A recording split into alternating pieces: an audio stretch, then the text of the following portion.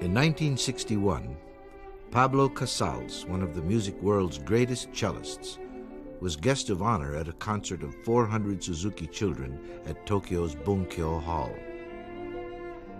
Addressing the audience, he said, as he wept, "I am witness to one of the most moving scenes that one can see. I feel such proof of heart here, of desire of a better world.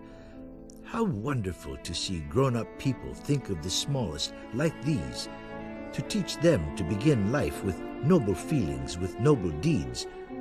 Perhaps it is music that will save the world." These are the Suzuki children, trained from infancy to hear and feel the most sublime sounds. They are imbued with faith in themselves and in life. They wake to music, hear it throughout the day, and are cradled by it at night. Music becomes their language, spoken with the joy of accomplishment, nurtured by love.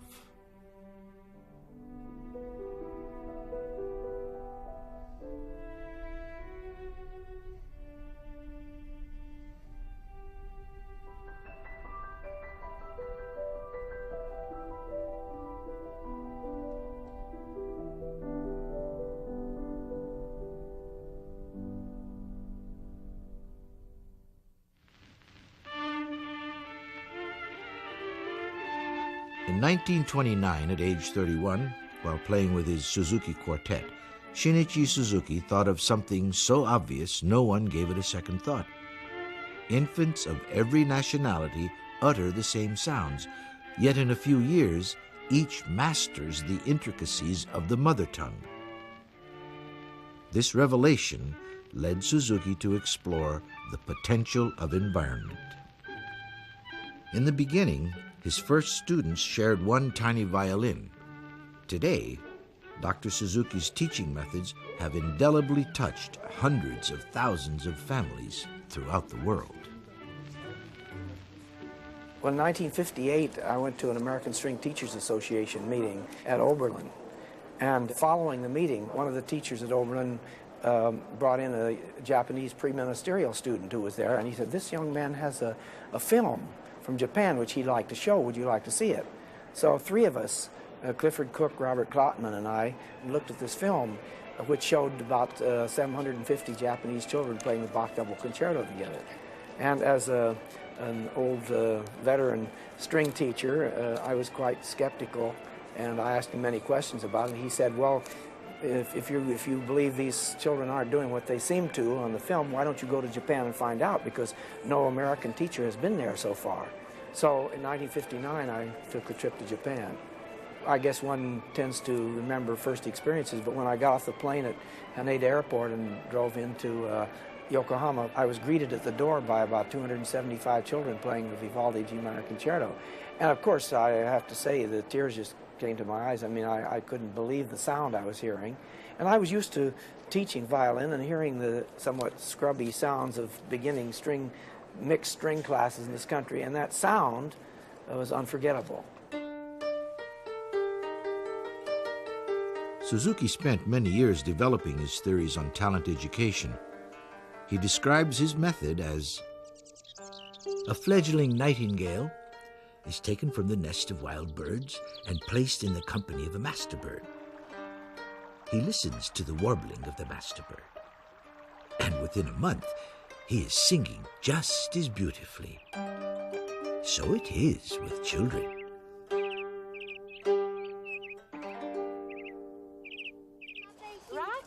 Obviously, kids all over the world learn to speak, even though there isn't any book which says these are the 5 steps that you need in order to be able to speak. Indeed, it's almost impossible to prevent them from learning how to speak. In fact, if kids live in a culture where there are 2 or 3 languages, they'll pick them all up. And indeed, if the mother only speaks one language and the aunt only speaks another, they'll direct the language appropriately to those 2 people. I'm sure many people through the history of the world have hypothesized that you could learn other things the way you learn language, if you're bathed in it, if it's part of a natural intercourse among people. But the difference with Suzuki is he took this idea very seriously. When he researched this himself, he began to really pinpoint the steps that go into language learning. And he discovered some very specific things which he then incorporated into the approach for teaching the violin. It's really a very simple procedure that goes on the way children learn to speak. Suzuki's mother tongue method uncovered a direct correlation between language learning and talent education. As with speech, music learning begins at a very early age when the mind is most receptive. Young children naturally possess an insatiable thirst for learning, which has the potential to develop into great ability. Talent education, just like language development, is dependent on parental involvement. Early on, the parent learns to play the instrument along with the child, stimulating the child's desire to imitate. As the child's desire to play grows, parental support and praise remain critical to the child's overall development. In a spoken world, the sights and sounds of the surrounding environment motivate children to produce their own sound. Shaping the environment with music is equally essential in developing the child's desire to create music. The process of creating any sound relies on developing the ear. This underscores the importance of listening to music while learning to play. For instance, Suzuki students regularly listen to expert recordings and are encouraged to imitate what they hear. The success of these concepts lies in the understanding that all children can learn. This concept is grounded in the belief that all children, not just the talented, or those genetically gifted, or the musically inclined, but all children can learn.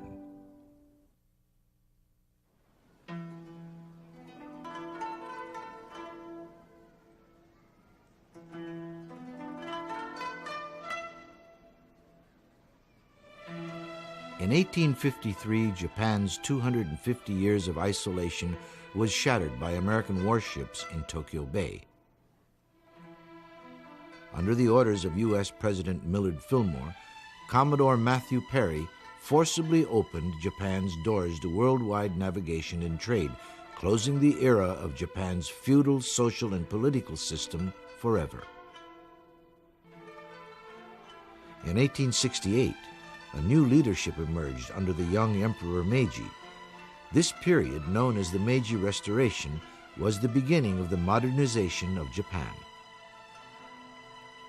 Politically, intellectually, culturally, and militarily, Japan would seek to grasp the new world with a single embrace.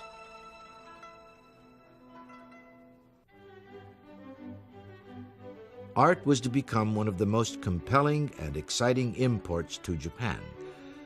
European artists who had long been influenced by Japanese woodblock prints reciprocated by bringing to Japan Western recording technology, and for the first time, the Japanese were able to hear the works of Europe's master composers, Bach, Mozart, Beethoven, Verdi, Wagner. These powerful new sounds stirred great new emotions. From the time of his great-grandfather, Suzuki's family worked at home making the traditional shamisen, a three-stringed banjo-like instrument. But his father, Masakichi Suzuki, was fascinated by the violin.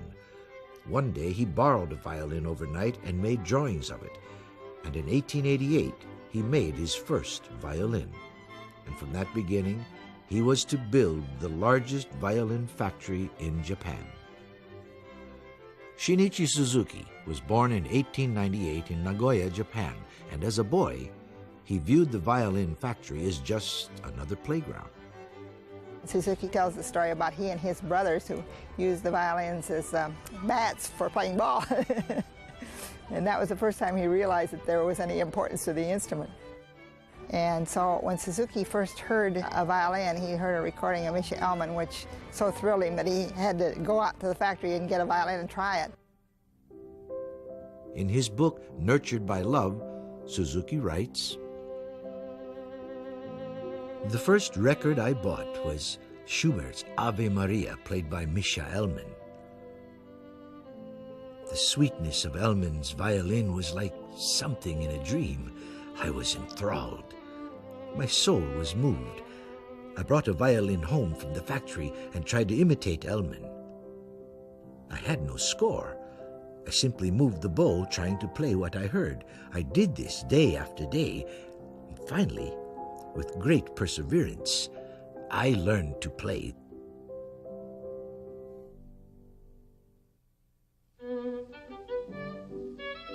When Shinichi Suzuki was 20, he met a gentleman who was once a schoolmate of the Marquis of Tokugawa, a direct descendant of the Tokugawa shogun.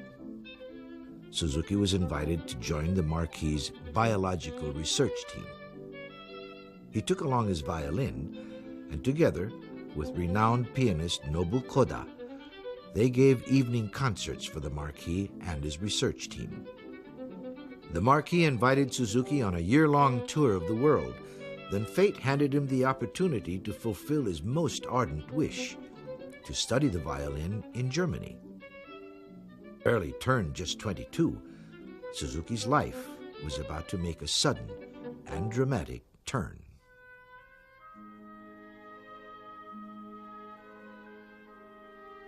World War I had left Germany in chaos. Its people faced hunger and catastrophic inflation. But rising above it was Berlin, the cultural mecca of Central Europe.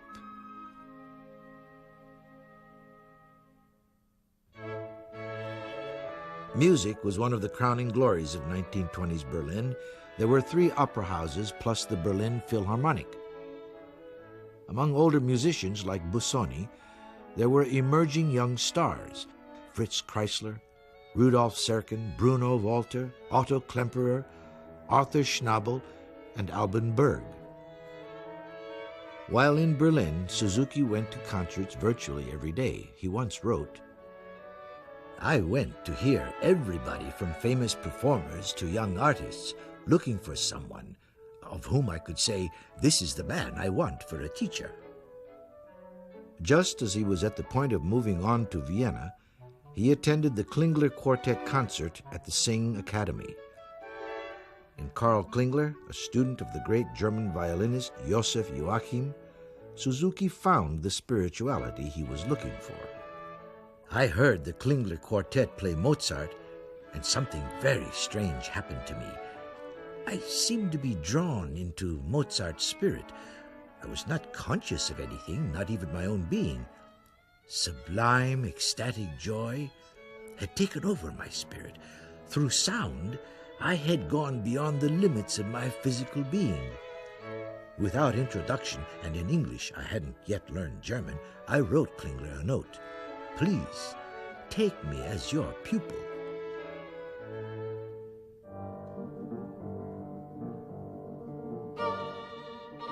During his study with Karl Klingler, and now under the wing of his German benefactor, Dr. Leonor Michaelis, Suzuki entered the cosmopolitan world of Berlin's social life. But Michaelis would leave Germany because of the rising tide of anti-Semitism. So he entrusted the care of young Suzuki to a personal friend, Dr. Albert Einstein. A violinist himself since the age of 6, Einstein would soon include Suzuki among his circle of friends. At a dinner party one evening, Suzuki was asked by Einstein to play. After listening to him play the Bruch Concerto, an elderly lady remarked, "I really can't understand it. Suzuki grew up in Japan in a completely different environment. In spite of that, his performance clearly expressed to me the Germanness of Bruch. Is such a thing possible?" Dr. Einstein replied, "Madam, people are all the same."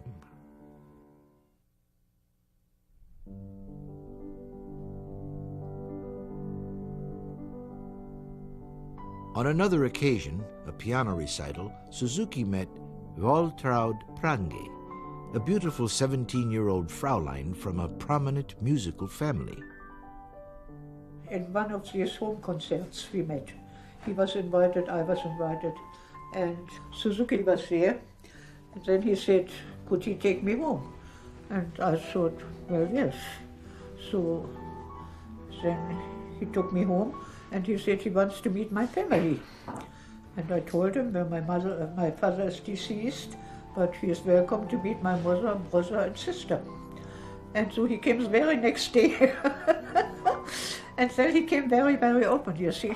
And we had home concerts too. My brother played the violin, my sister piano, and I was singing. So Suzuki liked that very much.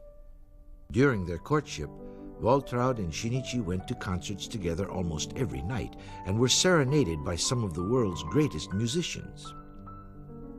Our whole family liked him very, very much, you see. And after 5 years, when we decided to get married, you know, my mother was, in a way she was pleased, in another way she was very sad that I go so far away. And we didn't know anything about Japan, you see. And of course, the other relatives, I mean aunts and uncles, and they came and told my mother, how can you, allow that? And oh my golly, finally I was so upset. I said, well, I will marry him and I will be happy without you. The large Catholic church where the ceremony was held was filled to capacity. As for Waltraud's mother's relatives, they were all there.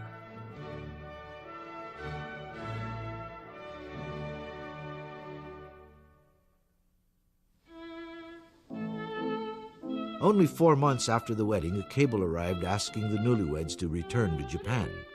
When they arrived in Nagoya, the entire family, except for Suzuki's parents, was at the station to welcome them. Waltraud, who didn't know a word of Japanese, just tried to smile. The Japan the Suzukis returned to was deep in economic depression. Almost simultaneously, Suzuki's mother died. His father lost his money in the great stock market crash of 1929, and virtually their entire world collapsed. Throughout the Depression, Suzuki earned a modest living through music. He formed a respected family quartet and would tour with his brothers. He gave violin lessons to young students, and like the cultural ambassadors of the Meiji era, he shared his knowledge of Western music with all of Japan. It was during this period before World War II that Suzuki would first identify the educational principles that would become the central focus of his life.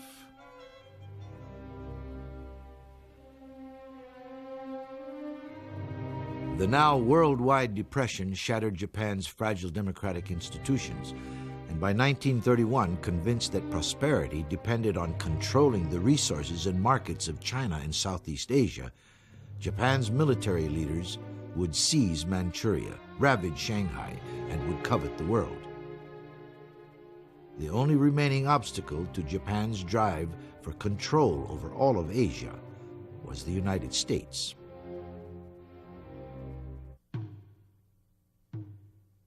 To destroy this obstacle, on December the 7th, 1941, Japanese forces attacked Pearl Harbor. Finally, August of 1945, the world's first atomic bomb was dropped on Hiroshima, and then again on Nagasaki. 200,000 people were killed in a moment. Japan unconditionally surrenders.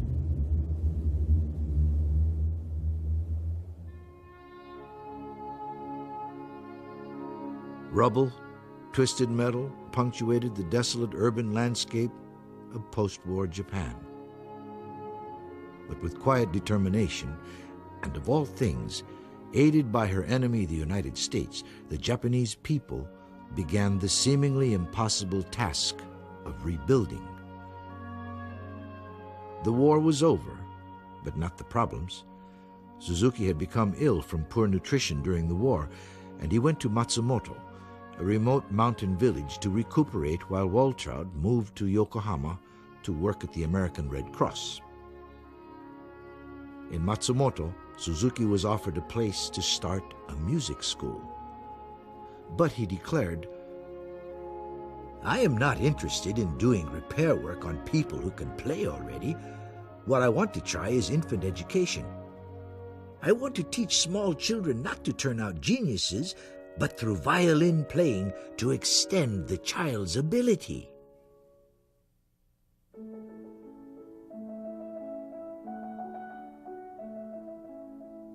In very young children, Suzuki recognized hope for his country and for humanity. He saw an opportunity to start fresh, not on the repair of previously learned mistakes, but on the blank pages of innocent young minds. His approach to talent education would come from that single, unforgettable insight he had before the war when he realized every Japanese child speaks Japanese. Speaking fluent Japanese requires a very high ability, but a 6-year-old has already learned 3,000 words and speaks with greatest ease.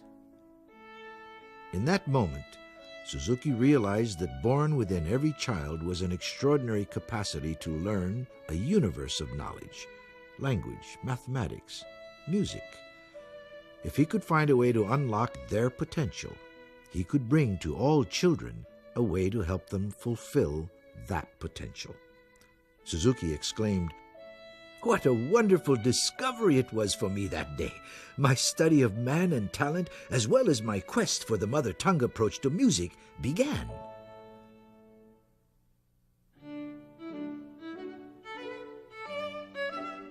Suzuki's first students were very young.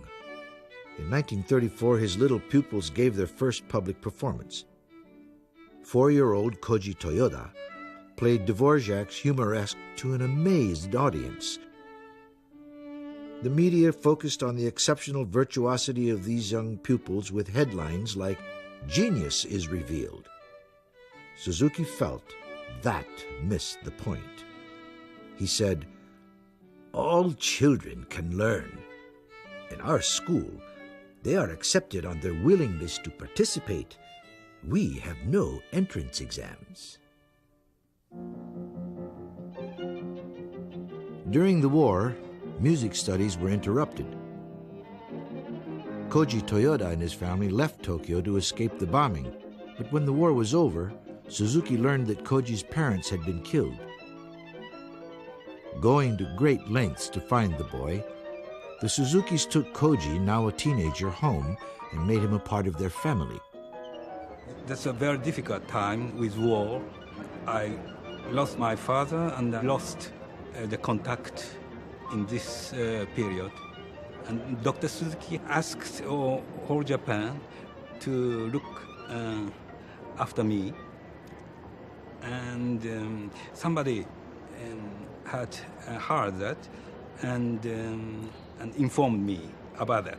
So I went to his home, and here, of course, he became like my father. Koji would follow in his teacher's footsteps to study in Berlin and would later go on to become concertmaster of the Berlin Radio Symphony Orchestra. Dr. Suzuki has greatness of spirit. That means, thanks to his idea, every children are gifted to do something wonderful. And he believed that, and he gave us all to believe it. So you see, there are many, many good violinists, many, many good musicians, and that's a great, great contribution.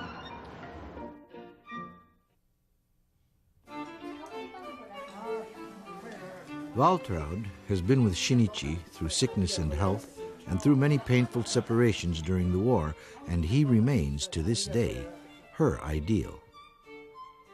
He was the most wonderful person I can think of. And he still is. He never changed.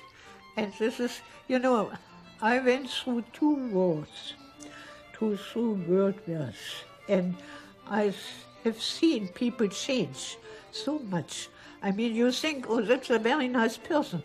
And then during the war, they are just the opposite, you know.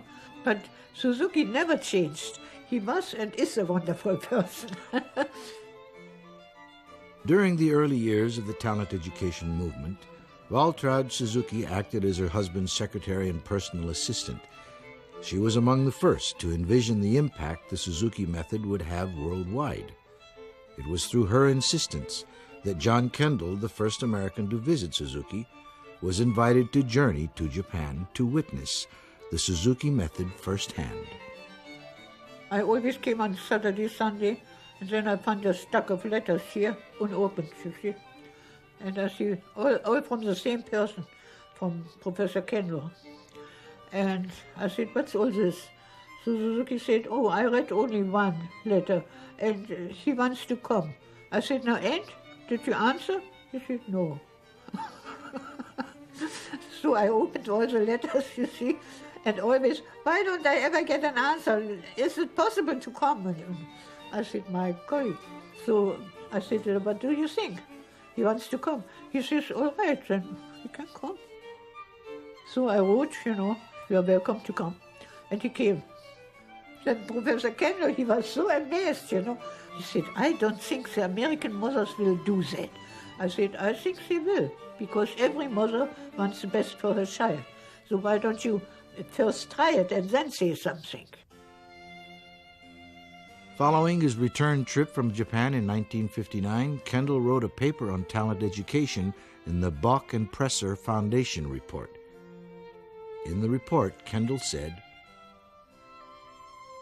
there are nearly 75 teachers, 4,500 students in approximately 45 different centers in Japan.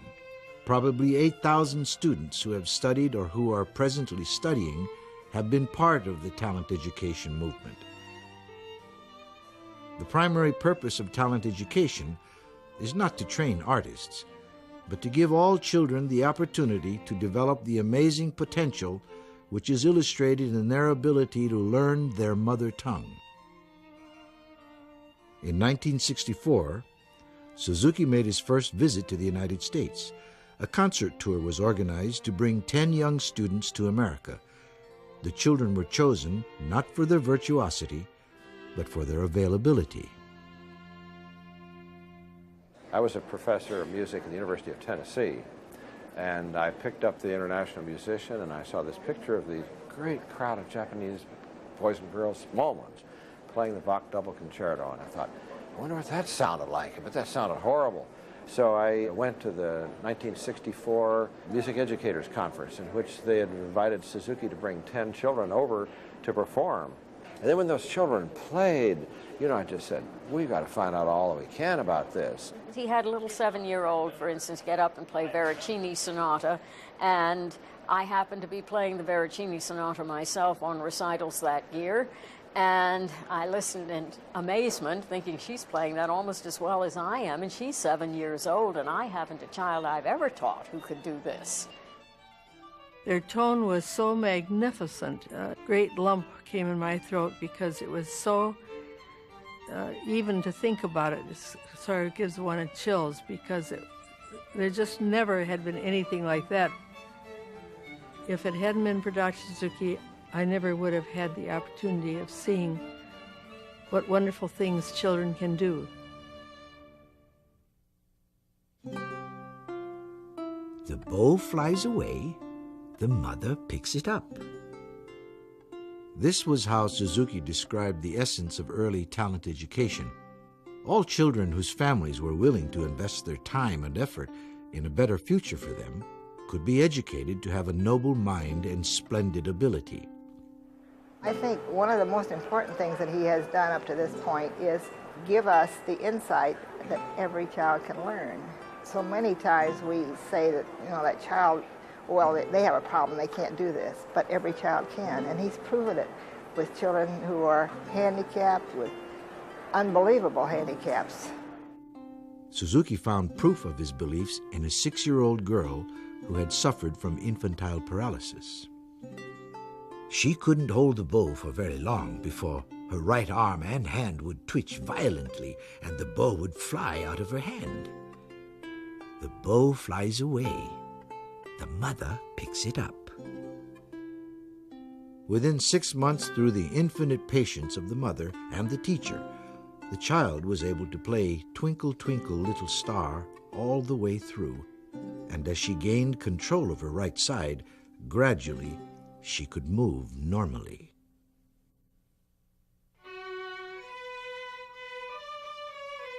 As a thalidomide baby with stunted fingers on her left hand, Mika Maki's future seemed bleak.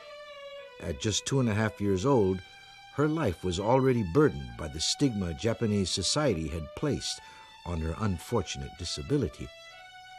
On a visit to observe her older sister's violin lesson, Mika accidentally met Dr. Suzuki. Suzuki walked her into Miss Mori's classroom and said, "Please, take care of this child. Make her great."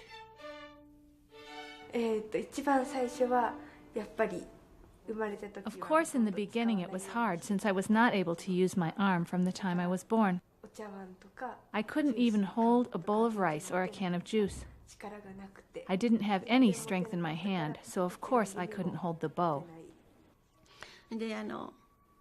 I remember one time while Mika and her mother were commuting to our school, the bus suddenly jolted. While holding a can of orange juice, she suddenly switched it to her left hand. Before then, she couldn't have held the can because the muscles in her arm were so weak. The muscles were so weak. But now she could grab the can.